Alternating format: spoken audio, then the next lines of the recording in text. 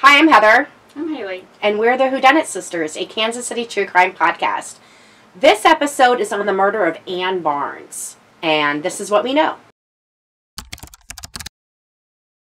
32-year-old Ann Adele Barnes was a single mom, and she and her 17-month-old son Aaron were living in an apartment in Roland Park, Kansas. On Thursday, May 7th, 1987, Ann's mom stopped by for a visit. Ann mentioned she was not feeling well, and Ann's mom left the apartment at around 8:30 p.m. Ann did not show up for work the next morning at her job at the Wyandotte County office of the Kansas Department of Social and Rehabilitation Services. Ann's parents received a call from Ormond Lee Wimberly Jr., the father of Ann's son. He told them he could not get a hold of her, and Ann's parents called the police to do a well check on her. When a Roland Park police officer went to Ann's apartment, he saw no signs of a struggle and noticed Ann's mail was still in the mailbox. Saturday evening, an anonymous caller phoned KU Medical Center. The caller reported seeing a child unattended in a parked car in the hospital parking lot. A security guard found Ann's car parked under a tree in a parking lot south of KU Medical Center with one window partly rolled down. In the back seat, Ann's son was found asleep, curled up next to his mom. Ann had been shot 5 times and was wearing the nightgown her mom had last seen her in on Thursday night. Ann's son Aaron had been left alone with his mom's body for 2 days. According to court documents, on March 6, 1987, Ann went to court seeking child support from Ormond Lee Wimberly Jr. On April 6th, the court ordered Wimberly to pay child support. Ann was murdered 1 month later. On September 4th, detectives linked the slugs taken from Ann's body to an unsolved murder in Topeka, Kansas. Forensics proved the same gun was used in both murders.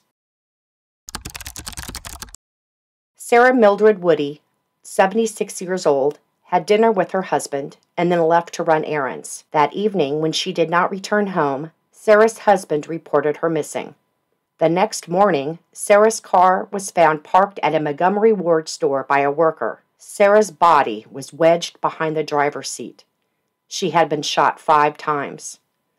Sarah had withdrawn $500 from her bank account the evening she went missing. The money was never recovered. Detectives believed Sarah's killer forced her to withdraw the cash and killed her in the car. In December of 1987, Ormond Lee Wimberly Jr. was charged with the first-degree murder of Sarah Woody. He was sentenced to 2 life terms under the Kansas Habitual Criminal Act. His sentence was later commuted to 1 life sentence with the possibility of parole by the Kansas Supreme Court. Lon Schlosser, 21 years old, a member of the 2nd Armored Division, was stationed in Fort Hood, Texas. On May 16, 1969, Lon disappeared after going to the shooting range with fellow soldier Ormond Lee Wimberly Jr. 9 days later, Lon's body was found buried on the Fort Hood shooting range. A Texas Ranger spotted Lon's car in Waco, Texas, being driven by Wimberly. Wimberly admitted luring Lon to the rifle range with the purpose of robbing him of his car and money. Wimberly shot Lon 3 times in the head and neck and buried Lon on the rifle range. Wimberly pled guilty and was dishonorably discharged from the Army and sentenced to life imprisonment at Fort Leavenworth, Kansas. He was released in 1977 and was on parole until 1982. While on parole, Wimberly married, moved to Topeka, Kansas, got a part-time job as a criminal justice instructor at Washburn University, and murdered Sarah Woody. Wimberly, now 74 years old, was last up for parole in 2021 for the murder of Sarah Woody. His parole was denied. In 1988, the Wyandotte County District Attorney said he hoped Wimberly's conviction in Sarah's murder would help him prosecute Wimberly in Ann Barnes' death, but Wimberly had an alibi: his wife. The district attorney said they would continue to work on Ann's case. It has now been 36 years. Ann Barnes' homicide helped solve the murder of Sarah Whitty. It is time for law enforcement to do the same for Ann. So they know that the same gun that was used on Sarah Whitty's murder was also used on Ann Barnes. And that gun belonged to the father of Ann Barnes' son. So why haven't they done anything? Exactly. So, I mean, that means shot her and just got out of the car and left his kid there with the bomb.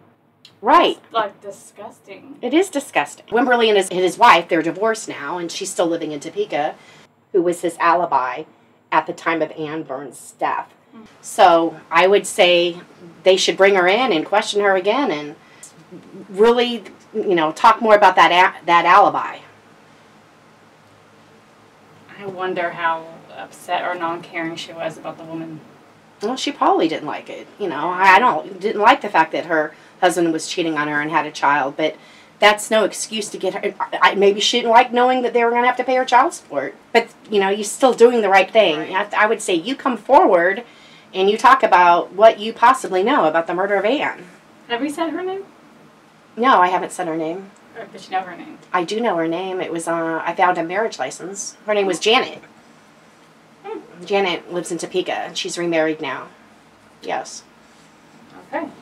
Yep. I say, what do you know? Janet? Damn it, Janet. Do the right thing. So it's been all these years. I don't see why KCK isn't doing more to get this solved, especially with Wimberly having been on parole in 2021. I don't know when he goes up for parole again. He's in his mid-70s. I would think that they would just want to get this solved. Mm-hmm. I'm wondering if because he's already in jail, they don't care. I was just thinking about that. If anyone knows anything, please come forward. Thanks for watching. Thank you. Bye.